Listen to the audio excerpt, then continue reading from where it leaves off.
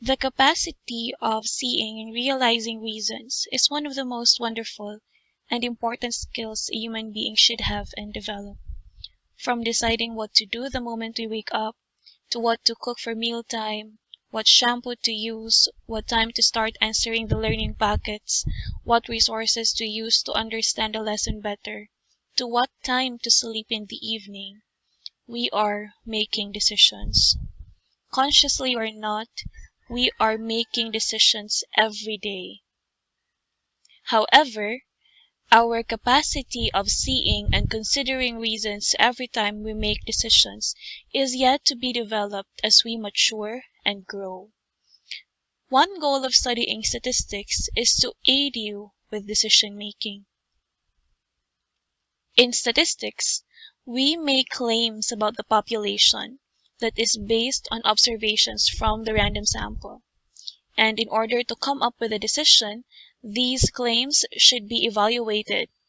Statisticians' way of confirming and denying a claim is called hypothesis testing. Okay, so for this video, we will be talking about hypothesis testing.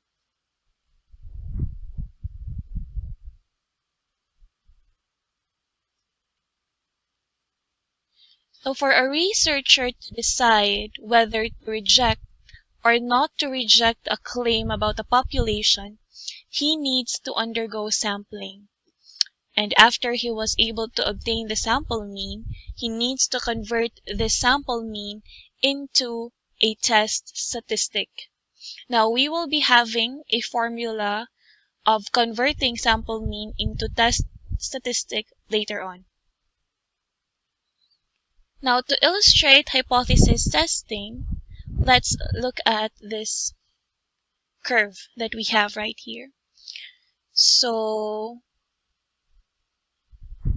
it's very apparent that the shaded portion of the curve are called rejection region. So for this illustration, we have two rejection regions, the left tail and the right tail.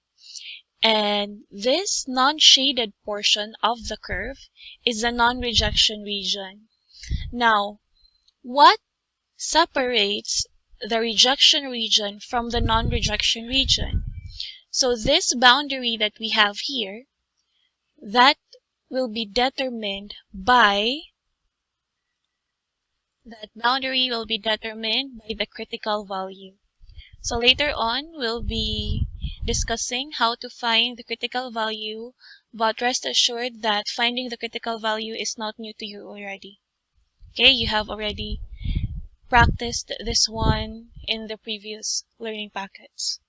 Okay, now, after we have identified the critical value with the corresponding rejection regions, what shall we do? What significance will it give us with regards to hypothesis testing? So here's the gist. If the computed test statistic falls on the non-rejection region, so again, if the computed test statistic falls on the non-rejection region, then the researcher fails to reject the null hypothesis. And if the computed test statistic falls on the rejection region, then the researcher rejects the null hypothesis and accepts the alternative hypothesis. Okay? So remember that based on our definition, the null hypothesis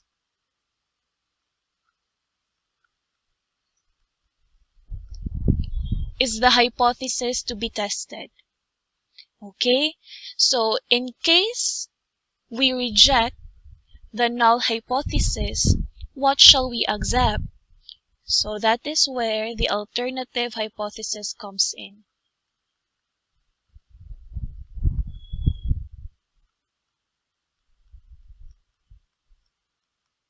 Okay? So when you do your conclusion, you will base it whether you accept the null hypothesis or you reject the null hypothesis and accept the alternative hypothesis. Okay? Next.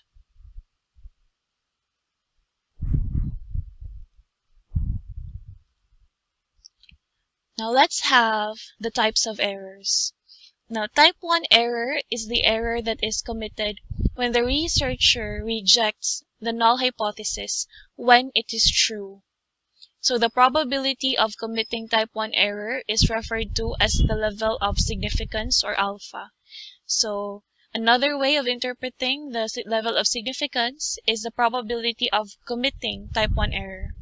Now, recalling that if the confidence level is 90%, then alpha is equal to 0.1. This means that there is 10% probability that the researcher will commit type 1 error. And type 2 error is committed when the researcher fails to reject the null hypothesis when it is false. So these are the two types of errors that we might commit when we do hypothesis testing. Now, let's understand one-tail test versus the two-tail test. So one-tail test, the alternative hypothesis is expressed in either less than or greater than symbols. So one-tail test is further specified into left-tail test or right-tail test.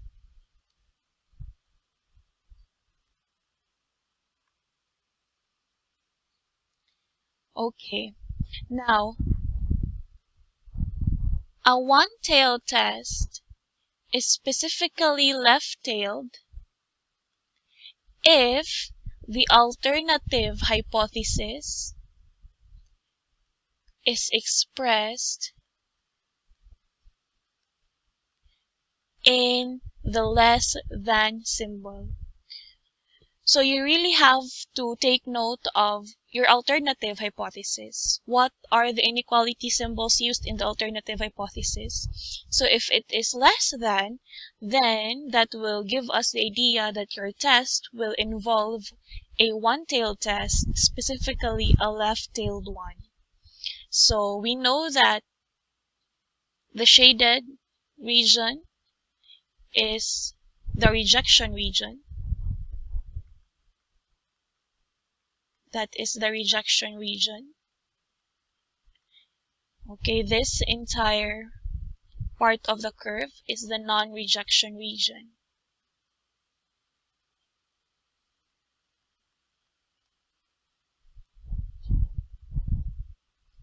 And the value that separates rejection region from the non-rejection region is again what we call as the critical value.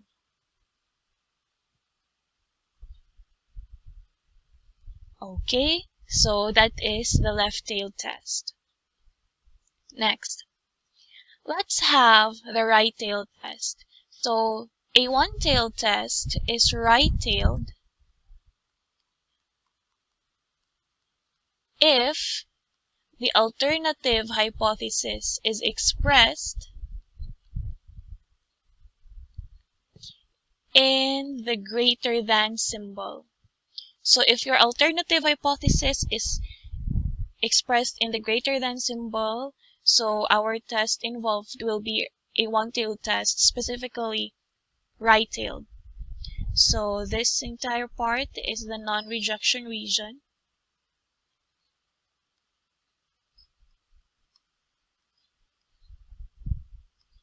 Okay, the boundary is the critical value. And the shaded portion is the rejection region.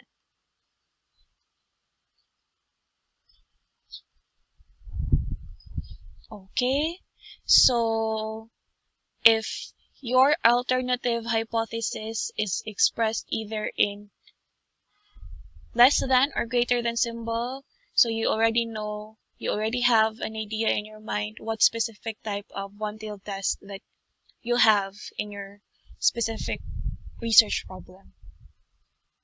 Next, two-tailed test. So in a two-tailed test, the alternative hypothesis is expressed in not equal to symbol. So not equal to, if your alternative hypothesis is expressed in not equal to, then meaning to say your test is a two-tailed test. So meaning to say we have a left tail and right tail. This is the illustration of a two-tailed test in which we can see that there are two values for the critical value. So we have the left side critical value and the right side critical value. So the area to the left of the negative critical value will be the rejection region, and the area to the right of the positive critical value will determine also the rejection region, and the area in between is the non-rejection region. Next, what are the steps in hypothesis testing? So first, we have to state the null and alternative hypothesis, so we can identify whether our test will have a two-tailed test or a one-tailed test. Next, choose or identify the level of significance. Next, compute for the test statistic. Next, determine the critical value. Next, illustrate the curve. And lastly, draw the conclusion. So we will be following 6 steps in hypothesis testing. Now let's have hypothesis testing about the population mean when the variance is known. So we have already known that if the population variance is given, then most probably we will use the z-distribution. So you will utilize your z-tables. So when the population variance is known and the sample size is greater than or equal to 30, then we compute for the test statistic using the formula z is equal to x bar minus mu all over population standard deviation over the square root of the sample size, wherein x bar is the sample mean, mu is the population mean, and z is the z statistic or the test statistic. Okay? Let's have example 1.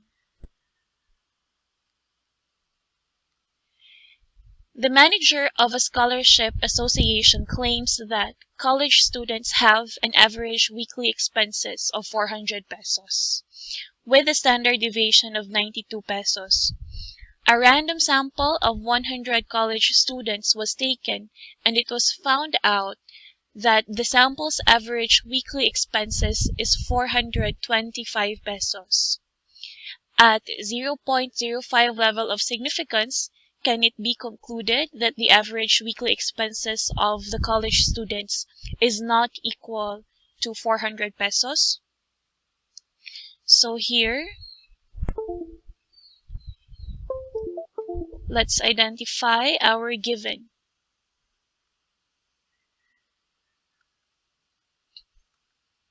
So first, we have the claim about the population mean, the claim of the manager about the population, that the average weekly expenses is 400 pesos, so that 400 is our population mean.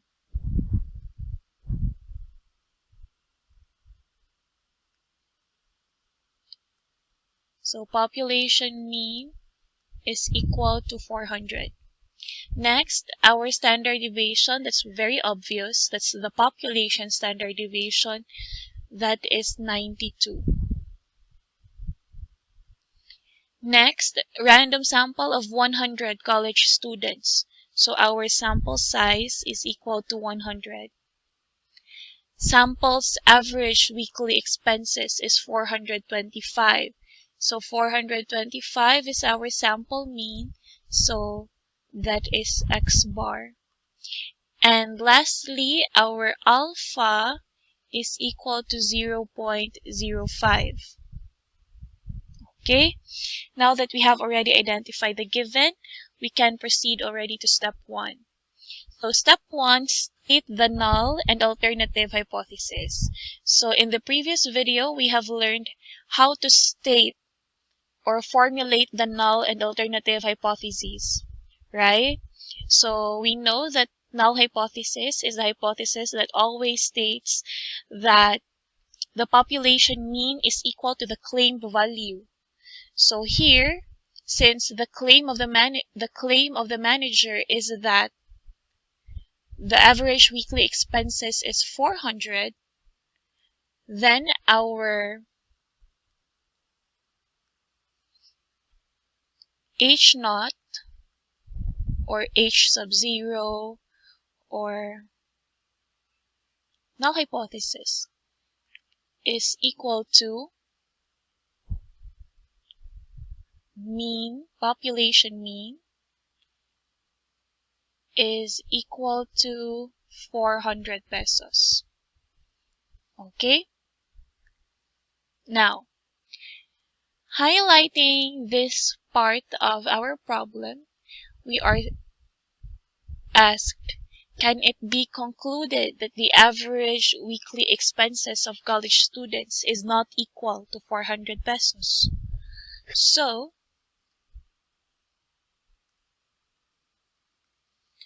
our alternative hypothesis will be population mean is not equal to 400 pesos. Okay? Next. Choose or identify the level of significance. Our level of significance here is already given.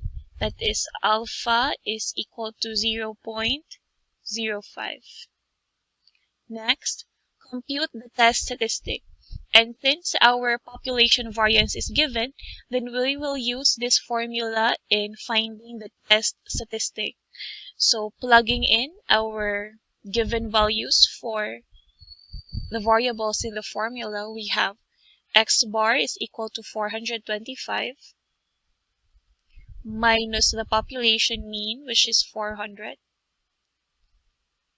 over population standard deviation is 92, over the square root of the sample size, which is 100.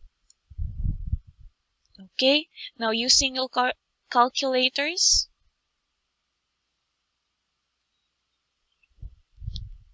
our computed test statistic will be approximately equal to 2.72. So that is our Z statistic or our computed test statistic. Okay? Next, let's determine the critical value. So in determining the critical value, we should look at our alternative hypothesis. And remember that in this problem, our alternative hypothesis is that, just write it here, our alternative hypothesis is that mean is not equal to 400. And since the alternative hypothesis is expressed in the inequality symbol not equal to, then we have a two-tailed test. So since our test is two-tailed, we divide our level of significance by 2. That's alpha over 2 is equal to 0.05 over 2, that is 0.025. Next, subtract the result from 0.5.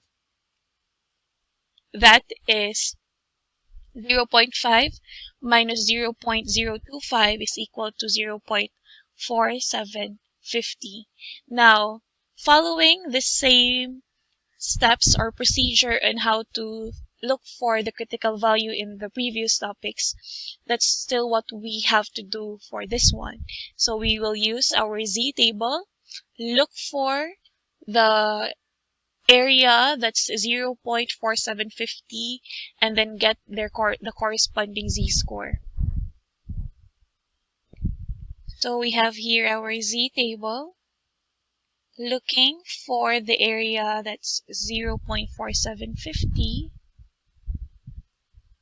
0.4750. Alright, so 0.4750 is here, and the corresponding z-score is 1.9, and on top is 0.06. So the corresponding z-score is 1.96. Alright, so that means our critical value is plus positive negative 1.96. Why? Because we know that our test is a two-tailed test. So we should have two values for the critical value. So we have the positive 1.96 and the negative 1.96. So what shall we do? We will shade the region to the left of negative 1.96 and shade the region to the right of positive 1.96 to locate the rejection regions. So step 5 will illustrate the curve. So we have the curve here. Okay, let's continue. So we know that the normal curve is symmetric about 0, and then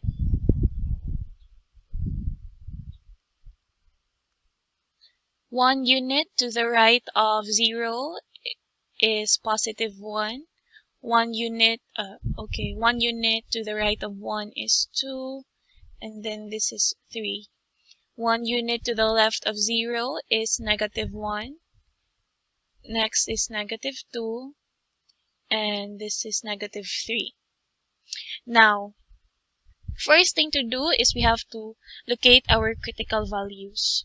So our critical value, we have two values here, negative 1.96 and positive 1.96. So let's locate first negative 1.96. So since it's negative, it's located to the left of 0, and it's very, very near to negative 2.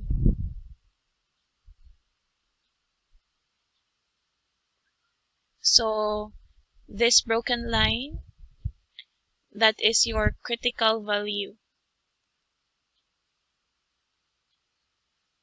That's equal to negative 1.96. Next, let's locate the other critical value, which is positive 1.96. So it's to the right of 0 and very, very close to positive 2. So it's somewhere here. So that is the location of our critical value. That's positive 1.96. Next, now that we have already identified the location of the critical values on the curve, let's shade na to determine the rejection regions. So we will shade the area or the region to the left of negative 1.96. So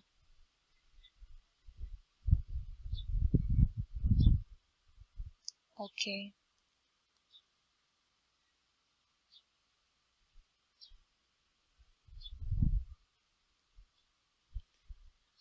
And shading also the area to the right of 1.96.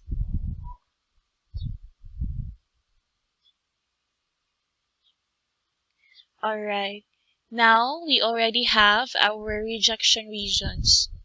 So just label it so you will not forget that these shaded regions are the rejection region.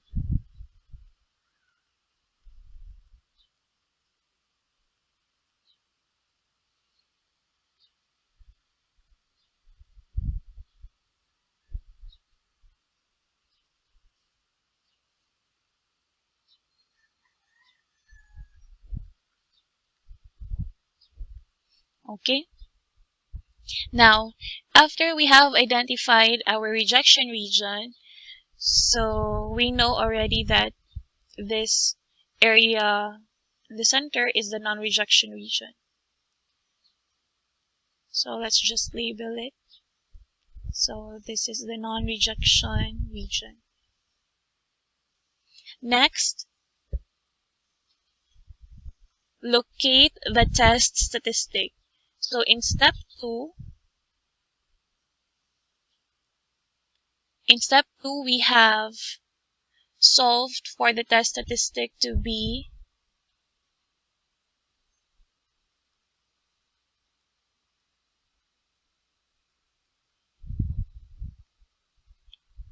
equal to 2.72. So, since we have positive 2.72, let's locate where is 2.72 in our curve.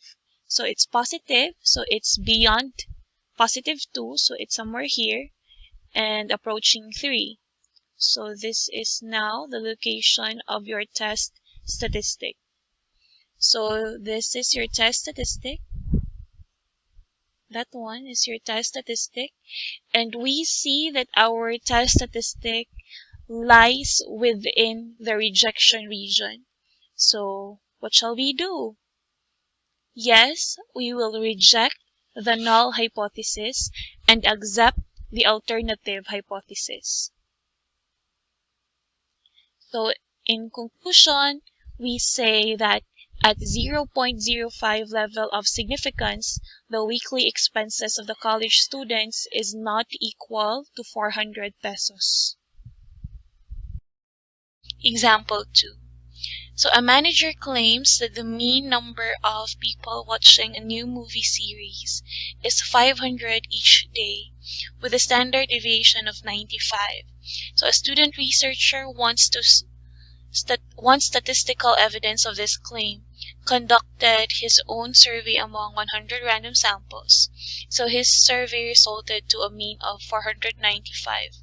So using 0.01 level of significance, can it be concluded that the number of people who watch the movie series is less than 500? So first, let's identify our given.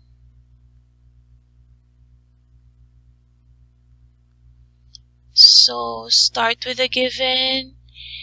Mean, or the claimed population mean, is equal to 500. Population standard deviation is equal to 95.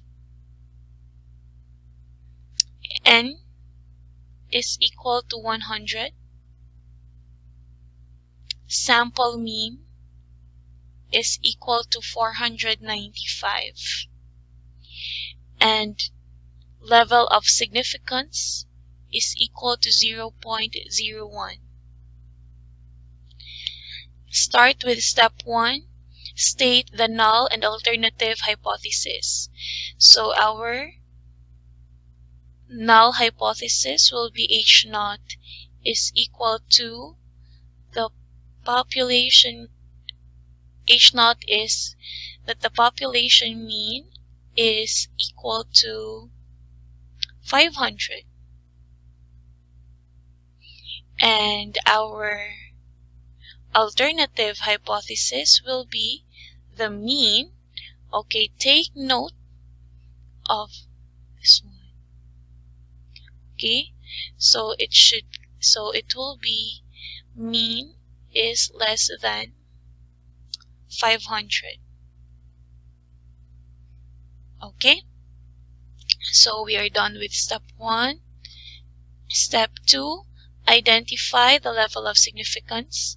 So here our alpha is 0.01. Next, compute the test statistic. So computing for the test statistic, we have this formula. Plug in our given to the formula. Our x bar is 495.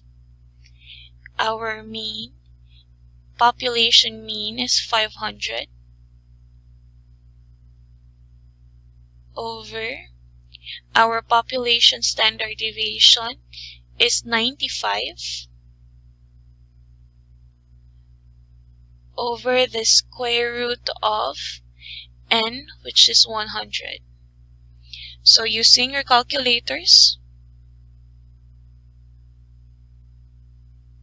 our test statistic is approximately equal to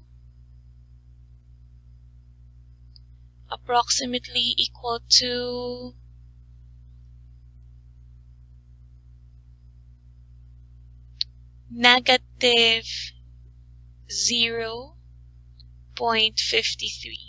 Okay, so that's already our computed test statistic. Next, step 4, determine the critical value. So since our alternative hypothesis is the symbol is less than, then this is a one-tailed test, specifically left tail. So we don't have to divide our alpha by 2. So since our alpha is 0.01, then we'll subtract it right away from 0.5. So subtracting, we'll get 0.4900. So same process, we'll find 0.04900 on the z-table and find its corresponding z-score. So, alright, so here is our z-table, and we can see that the value closest to 0.4900 is 0.4901. So 2.3, and the top is 3. So we have, so basing on the z-table, the z-score that is closest to 0.4900 is 2.33. And to identify the critical value, we should consider again whether or not our test is one-tailed or two-tailed. And since our alternative hypothesis here is expressed in less than symbol, meaning to say our test is a left-tailed test, so we will only use the negative value for the critical value.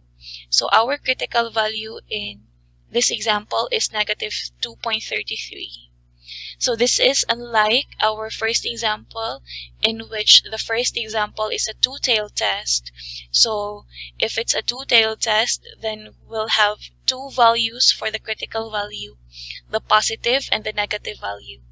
But for the one-tailed test, we will only have one value for the critical value, and it depends whether it's left-tailed or right-tailed. And since this is a left-tailed test, the critical value again is negative 2.33. Okay? Next, let's proceed now to step 5. So step 5 is illustrate the curve. Okay, so again, do not forget to put the calibrations in your illustration. So this is 1 and 2 and 3. To the left of 0, of course, is negative 1, negative 2, and negative 3. Okay, first, locate your critical value. So based on step 4, our critical value is negative 2.33, right? So let's have, okay, negative 2.33 is beyond negative 2. So it's here, somewhere there. And shade the portion to the left of our critical value. So shade it.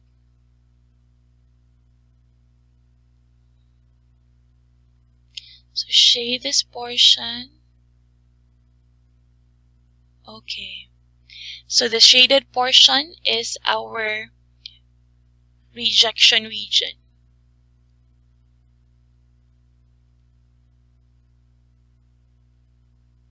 And this entire part is the non-rejection region.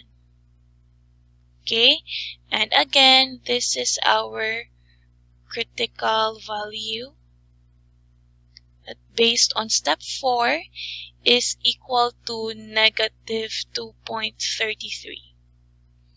Okay, now next. Right, let's make this clear.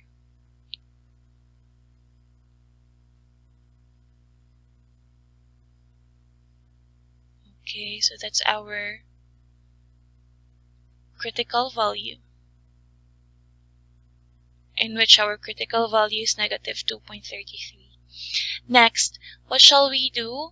We go back to step 2 and locate our test statistic here in our curve. So our test statistic is negative 0.53. So this is our computed test statistic, negative 0.53. And let's locate that in our curve. So it's negative 0.53, so it's passed between 0 and negative 1. So it's somewhere here. Okay, so that's the location of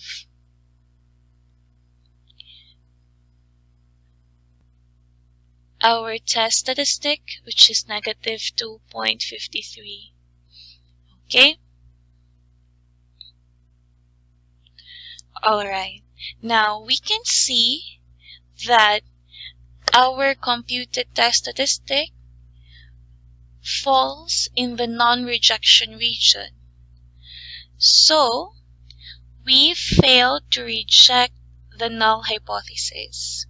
So in conclusion, we say that at 0.01 level of significance, the number of people who is watching the movie series is equal to 500. Okay?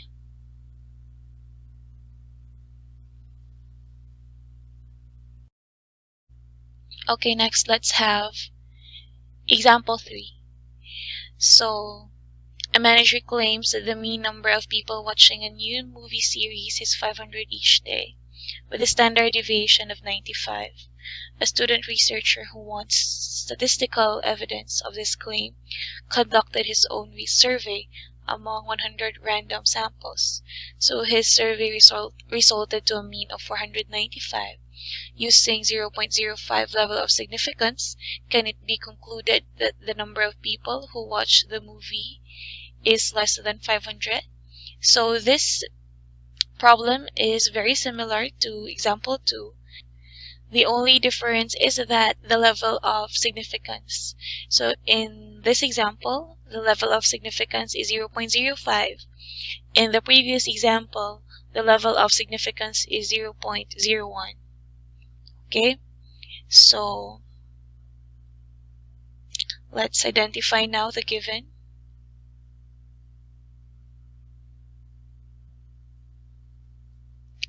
So our given here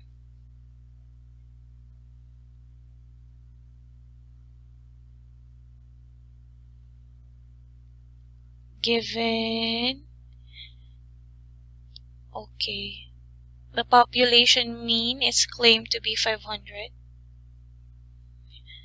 Population standard deviation is 95.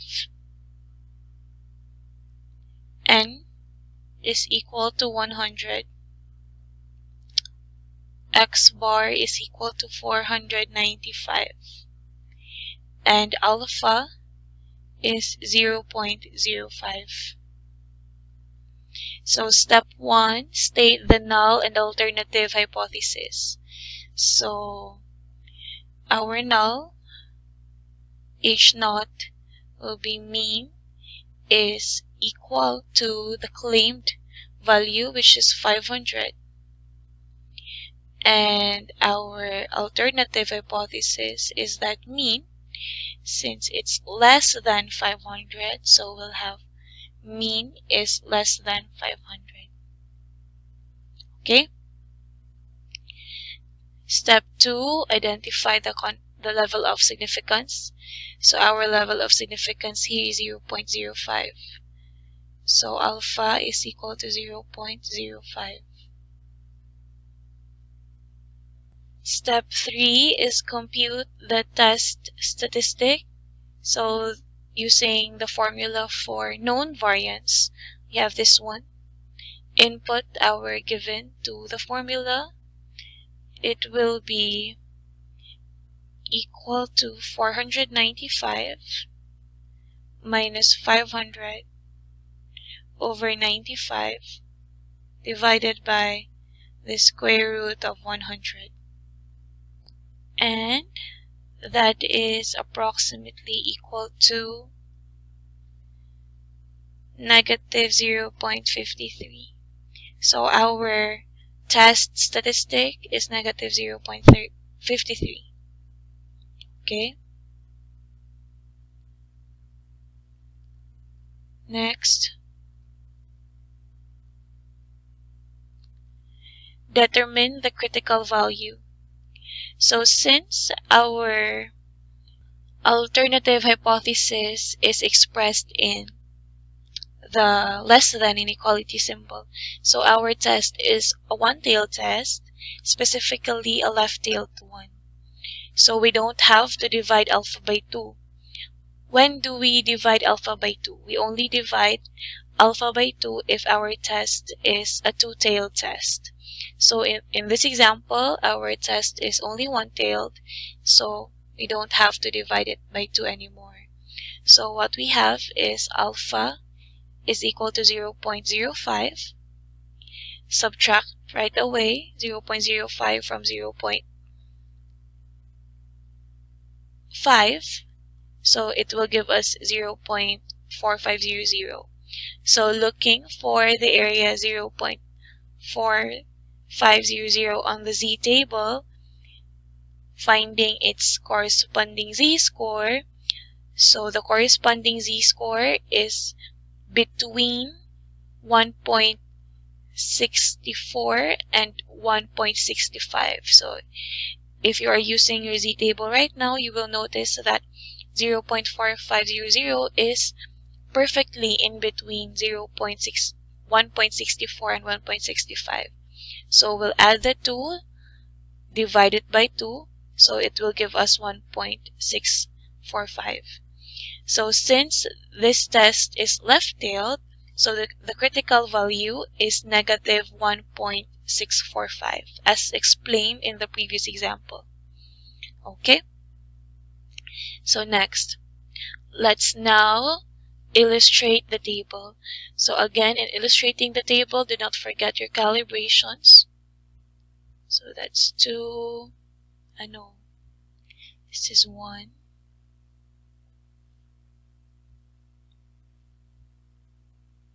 2, 3. This is negative 1, negative 2, and then negative 3. After that, locate your critical value. So step 4, it gave us negative 1.645. So locating negative 1.645, it's somewhere here. Okay, this is our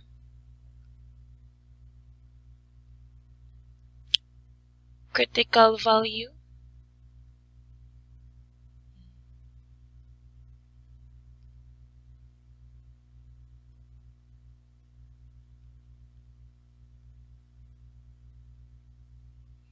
In which that is equal to negative 1.645. Okay, next thing to do is to shade the portion to the left of the critical value. So shading this part.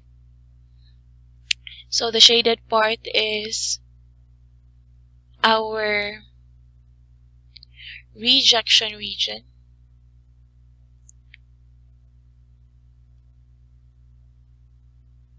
And this entire part is our non-rejection region. Okay?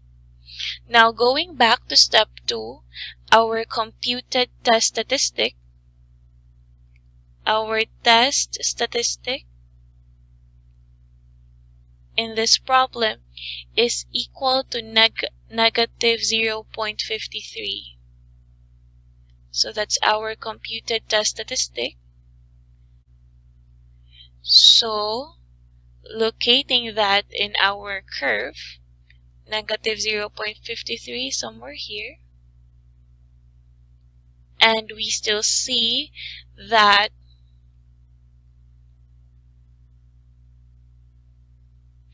our computed test statistic is still falls in the non-rejection region.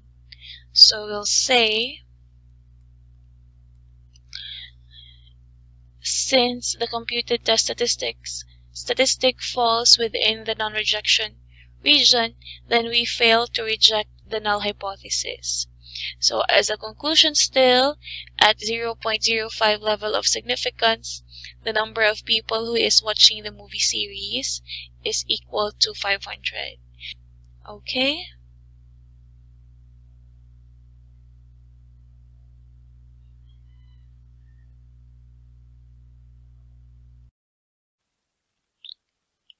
Now let's have example 4.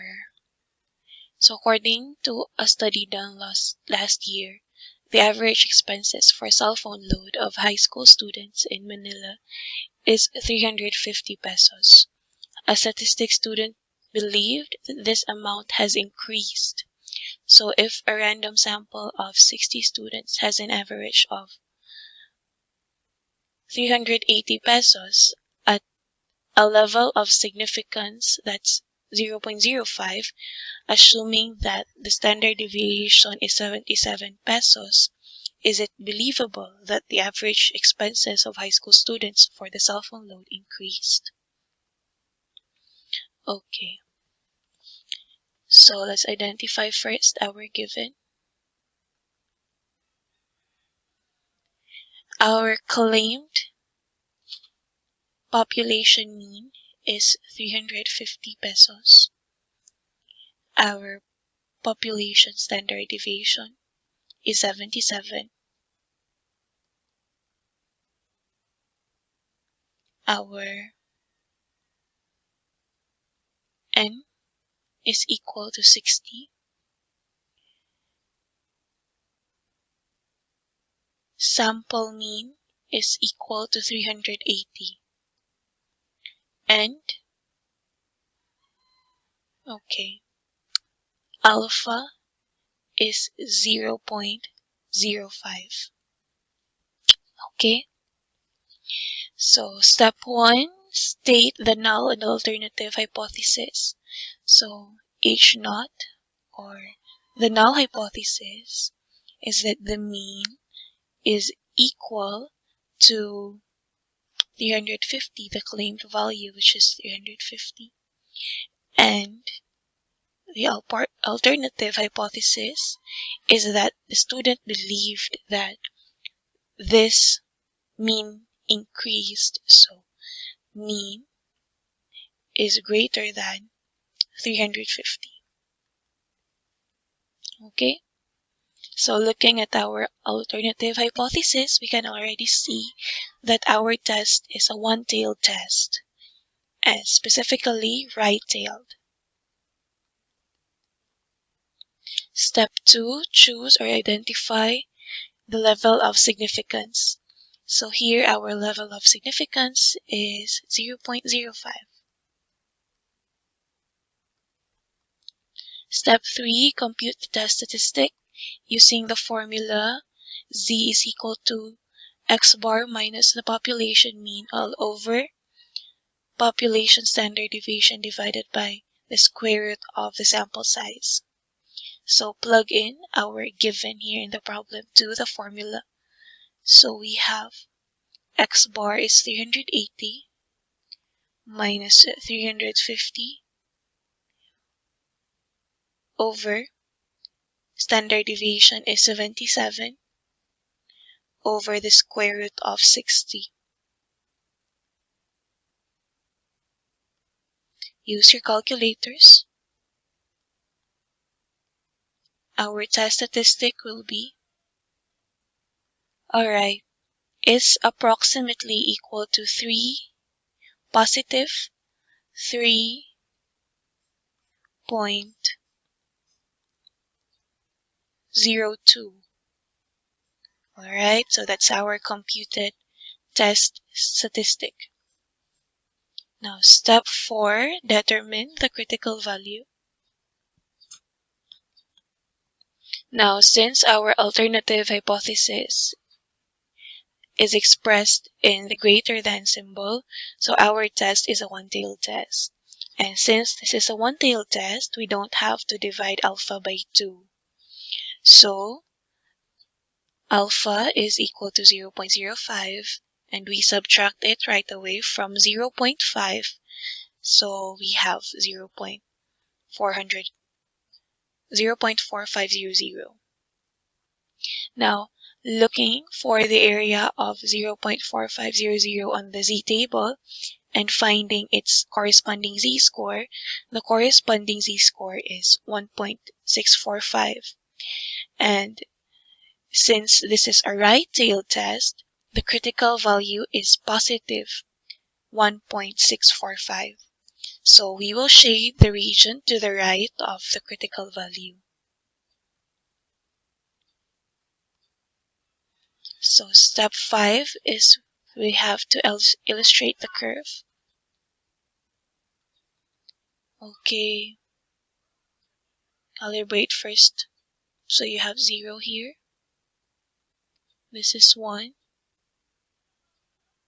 This is 2. 3. -1. -2. And -3. Okay, now we'll locate our critical value. So step 4, our critical value is positive 1.645. So this is somewhere here. Positive 1.645. So approximately that's the location of our critical value. So that is our critical value, and that value is 1.645 based on step 4. Okay, now we will shade the region that is to the right of the critical value. So shading the region to the right of the critical value, we have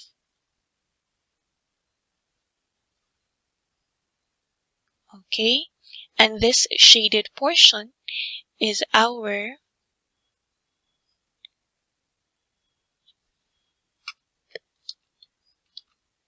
the shaded portion is our that one is our rejection region.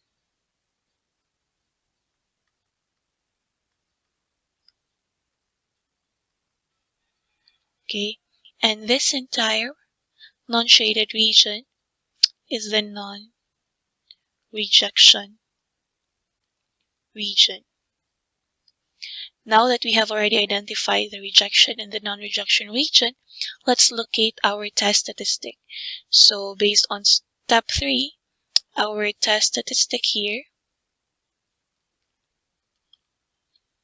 our computed test statistic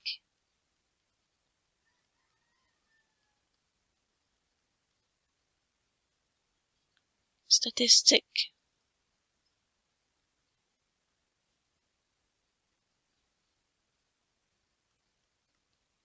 is equal to 3.02. So this is where our statistic falls, and we see that it falls within the rejection region. So what shall we do? We shall reject the null hypothesis and accept the alternative hypothesis. So in conclusion, we'll say that at 0.05 level of significance, the average expenses of high school students is greater than 350 pesos. Okay? Now, let's recall some important points when we do hypothesis testing. So,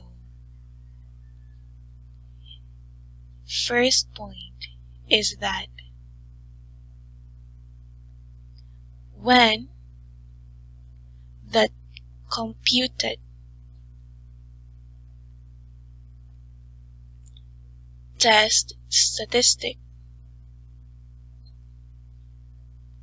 falls within the rejection region,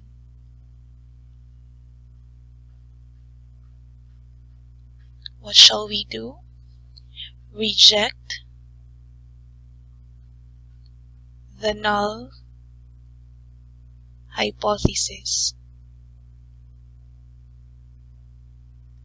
And in your conclusion, you will accept the alternative